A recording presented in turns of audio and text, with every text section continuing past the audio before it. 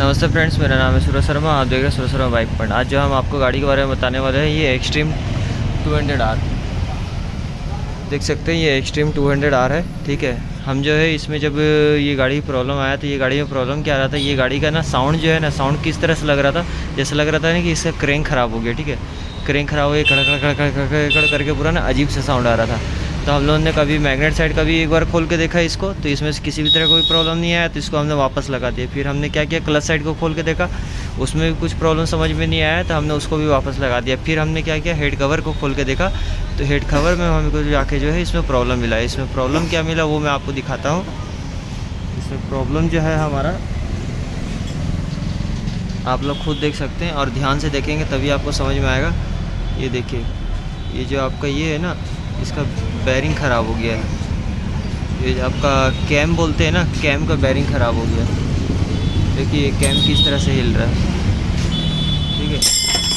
ये देखिए ये किस तरह से ये कैम हिल रहा है। इसका बैरिंग जो है ना पूरी तरह से डैमेज हो चुका है। इसको हिलाता हूँ, देख रहे हैं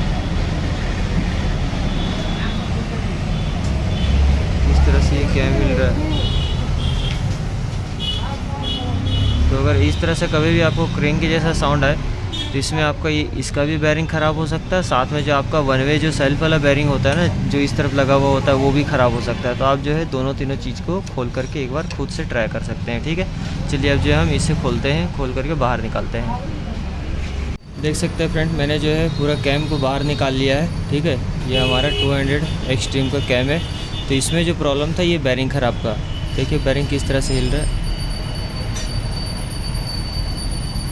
पूरा, किस तरह से ये जो है ना, ये इस तरह से हिल रहा है, देख रहे हैं। ये जो है बैरिंग ख़राब होने की वजह से हमको जो है कितना ज़्यादा कन्फ्यूजन हो रहा था कि क्रैंक ख़राब है, बहुत सा मतलब डाउट हो रहा था और बहुत ही गंदा साउंड आ रहा था इंजन का।